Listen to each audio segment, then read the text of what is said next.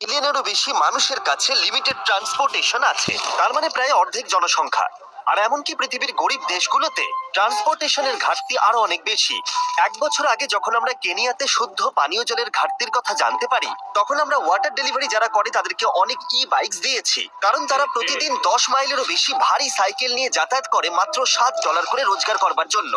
কিন্তু এখন নতুন বাইকের ফলে ওরা অনেক বেশি যাতায়াত এখন করতে পারছে, যা তাদের পরিবারের রোজগারকে অনেকটা বাড়িয়ে তুলেছে। এখন কাজ করতে অনেক সুবিধা হয়।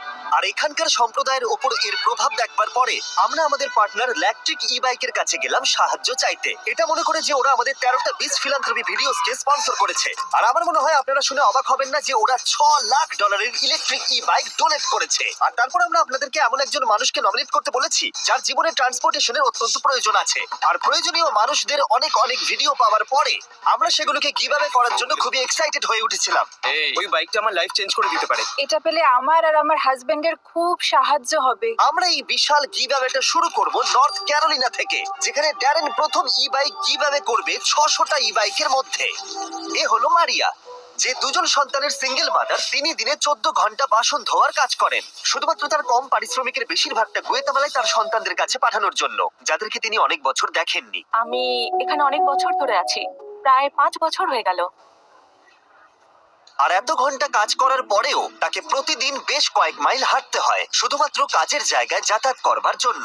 সমস্ত বাইকের মধ্যে এটা প্রথম বাইক যেটা আমরা গিভঅ্যাওয়ে করতে চলেছি। আর যেহেতু এটা প্রথম বাইক, তাই আমরা মারিয়াকে আরো এক্সট্রা $5,000 ক্যাশ দিয়ে সারপ্রাইজ দেব। ঠিক আছে, চলো ওকে সারপ্রাইজ দেওয়া যাক। আমি তোমার জন্য একটা গিফট এনেছি। মারিয়া আমাদের বলল যা কিছু ওর কাছে বেঁচে যায় সেগুলো ও গ্রামের গরিব বাচ্চাদের খাওয়াবার জন্য দান করে দেয়। তাই আমরা $5,000 দেবার পরেও 7,000 আরো এক্সট্রা দিয়ে তাকে অবাক করে দিলাম, যাতে সে গুয়েতামালায় তার গ্রামকে আরো বেশি সাহায্য করতে পারে।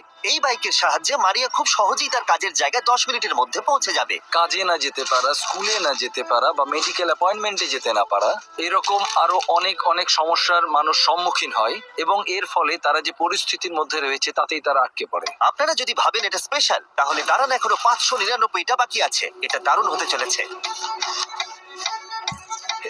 এটা কি? এই দেখো, এটা এসে গেছে। দারুণ দেখাচ্ছে। আমি এখন অনেক সময় বাঁচাতে পারছি। তোমাদেরকে অনেক ধন্যবাদ। এবার আমরা কনরাডের সাথে দেখা করলাম। তাকে প্রতিদিন 4 ঘন্টা হাঁটতে হয় তার কাজের জায়গায় পৌঁছানোর জন্য। আমি এমন একজন ব্যক্তি যাকে সপ্তাহে 80 ঘন্টা কাজ করতে হয়, কিন্তু আমার কাছে যাতায়াতের কোনো ব্যবস্থা না থাকায় 40 ঘন্টাটাও আমার কাছে খুব চ্যালেঞ্জিং হয়ে ওঠে।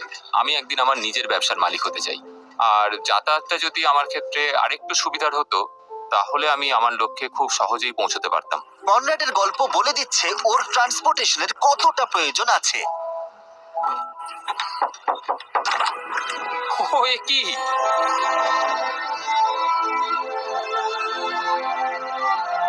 এই বাইকটা এখন থেকে প্রতিদিন কনরাডের 3 ঘন্টা সময় বাঁচিয়ে দেবে।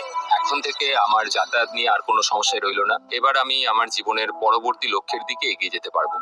আমার বিশ্বাস হচ্ছে না যে এখনো 400টারও বেশি বাইক বাকি আছে। এই নাও। এটা কি? এটা আমার। এটা বাইকটাকে একবার দেখো। ও ভাই, thank you Mister Beast. Thank you so much. Thank you very much. आपको नहीं पता है मेरे लिए कितना मायने रखता है। এটা তো দারুণ। Thanks. Thank you. Thank you, এতে আমার অনেক সাহায্য হয়েছে।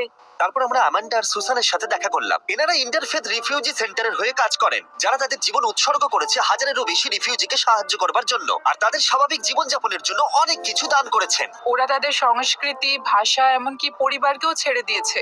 আমরা তাদের জীবনের সবচেয়ে খারাপ সময় দেখাশোনা করতে পেরেছি। আর এত চেষ্টা সত্ত্বেও ট্রান্সপোর্টেশনের অভাব অনেকটা প্রতিকূল করে তুলেছে রিফিউজিদের সভ্য সমাজের অংশ হয়ে উঠতে। ওদের কোথাও যাওয়ার জন্য ভলেন্টিয়ার আর কর্মচারীদের উপর নির্ভরশীল হয়ে থাকতে হয়। একটা ভালো ট্রান্সপোর্টেশন অনেক রিফিউজির জীবন বদলে দিতে পারে। তাই আমরা 10টা ইলেকট্রিক বাইক রিফিউজি সেন্টারে ডোনেট করার সিদ্ধান্ত নিলাম। এই বাইকগুলো রিফিউজিদের সাহায্য করবে ঘুরে বেড়াতে, তাদের কাজে যেতে, এমনকি সমাজের সাথে মেলামেশা করতেও। আমরা অনেকটা করে ফেলেছি, কিন্তু এখনো 200টা বাইক গিভঅ্যাওয়ে করা বাকি আছে, যার মূল্য হতে পারে প্রায় $2 লাখ। আর আমি জানি না কেন ওরা আমাদেরকে এই বাইকগুলো ফ্রিতে দিচ্ছে। Shout out electric bike. চলো বাকিদেরকে সাহায্য করি। বক্সটাকে একবার দেখো। এটা এটা এসে গেছে। Thank you Beast philanthropy. Thank you Mister Beast. Thank you. আমি বাইকটা স্নো এর মধ্যে চালিয়েছি আর এটা দারুণ ছিল। তোমরা আমার জীবন বদলে দিয়েছো। আমি শুধু বলতে চাই থ্যাংক ইউ। আমি এখন যেখানে খুশি যেতে পারি। Thank you Mister Beast. Thank you Mister Beast. Thank you Mister Beast. এটা দেওয়ার জন্য অনেক ধন্যবাদ। আমি তোমাদের কাছে কৃতজ্ঞ। তোমাদের সবাইকে অনেক অনেক ধন্যবাদ। আর এখন সময় আমাদের শেষ ই বাইকটা দেবার। এ হলো রেজনাল্ড। ইনি 12 বছরেরও বেশি এই কমিউনিটি সেন্টারে আছেন আর মানুষদেরকে সাহায্য করছেন। আমি আমার মেয়েদের আর আমার নাতি নাতনিদের কাছ থেকে অনুপ্রেরণা পাই। আপনি ভালো কিছু করলে আপনি তার ভালো ফলই পাবেন। আর যদিও তিনি চারপাশের মানুষদের উপরে তার ভালো কাজের প্রভাব বিস্তার করছেন, তবুও তাকে প্রতিদিন কাজে যাওয়ার জন্য 1 ঘন্টা হেঁটে বাস স্টপে পৌঁছতে হয়। আমি যদি এটার বদলে ট্রান্সপোর্টেশনের অন্য ব্যবস্থা পেতাম তাহলে সেটা খুবই ভালো হতো। আমি আরো তাড়াতাড়ি বিভিন্ন কাজগুলো করতে পারতাম আর আমি বাচ্চাদের সাথেও আরো বেশি সময় কাটাতে পারতাম। একটা ভালো ট্রান্সপোর্টেশন পেলে রেজনাল্ড তার পরিবারের সাথে বেশি সময় কাটাতে পারবে। অনেক অনেক ধন্যবাদ, অনেক অনেক ধন্যবাদ। ইলেকট্রিক ই বাইকের এই অসামান্য ডোনেশনের ফলে আমরা সুযোগ পেয়েছি মানুষকে সেই অপরচুনিটি দেওয়ার, যাতে তারা তাদের যাতায়াত ব্যবস্থাকে আরো মসৃণ করে তুলতে পারে। ইলেকট্রিক ই বাইক প্রতিবারের মতো এবারেও এগিয়ে এসেছে, যদিও ওরা কিছু চায় না।